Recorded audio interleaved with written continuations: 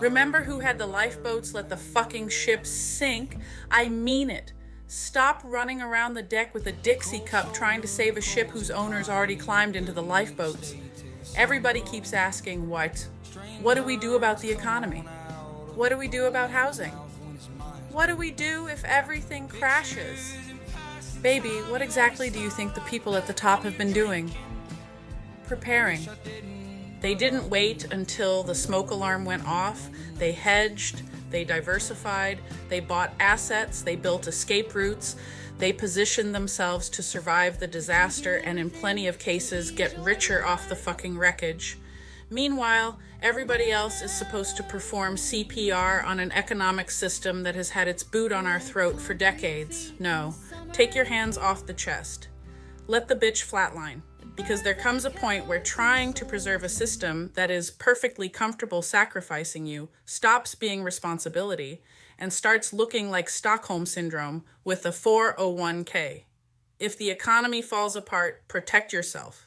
Protect your family, protect your cash, protect your sanity, put the fucking mouthguard in, brace, and stop exhausting yourself trying to swim upstream through a river of shit somebody else keeps dumping into the water.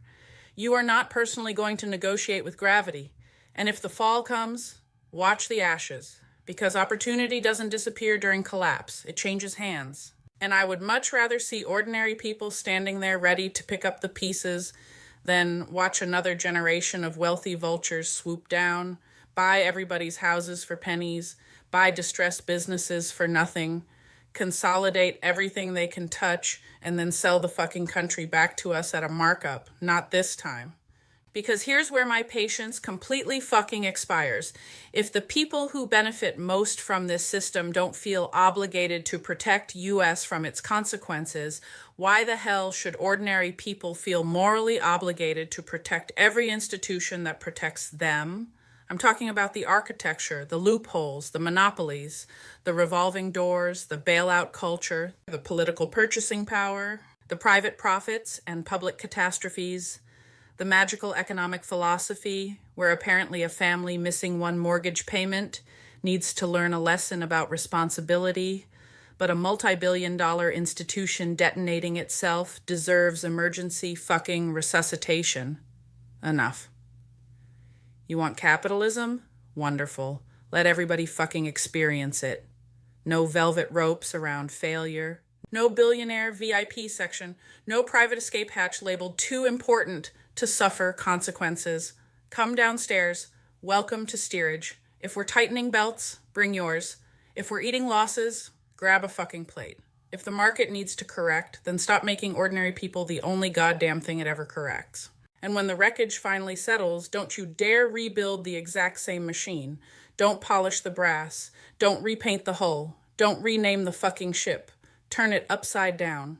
Break concentrated power. Break monopolies. Break regulatory capture. Break the revolving door between corporations and government. Break the expectation that money should purchase political gravity. And destroy, politically, economically, and institutionally, the assumption that the people who create catastrophic consequences should somehow remain insulated from them. That's the revolution I want. Consequences. Not violence, not revenge, consequences. I want the people sitting in boardrooms contemplating whether millions of human beings are acceptable collateral damage to understand something they apparently haven't understood in a very long fucking time. You live here too. You don't get to poison the well and order Fiji water. You don't get to torch the neighborhood and retreat to the penthouse. You don't get to manufacture instability, position yourself perfectly for the aftermath, buy the wreckage at clearance prices, and then congratulate yourself for being a financial genius. And you sure as hell don't get handed the keys to whatever comes next. Because if ordinary people are expected to survive the consequences, then the people holding the most power should be standing directly underneath those consequences with the rest of us. No parachutes, no immunity, no fucking cheat codes. So let the ship sink. I'm done throwing my body against the hull, trying to keep somebody else's yacht afloat. I'm conserving my energy. I'm watching the shoreline. I'm protecting what belongs to me. And when the wreckage washes up, I'll be there. not to rebuild their throne, to make furniture out of the fucking wood. And whatever we build afterward better have one principle carved into the foundation: never again. Never again should anyone become powerful enough to gamble with millions of people's lives while remaining personally insulated from losing the bet. Never again should destroying ordinary people's stability be somebody else's investment opportunity. Never again should humanity be expected to break its back protecting a system that wouldn't cross the fucking street to protect humanity. So stop begging the ship not to sink. Put your mouth guard in, brace. Remember who had the lifeboats, remember who got left on deck, and when it's finally time to build again, make damn sure they never own the fucking ship.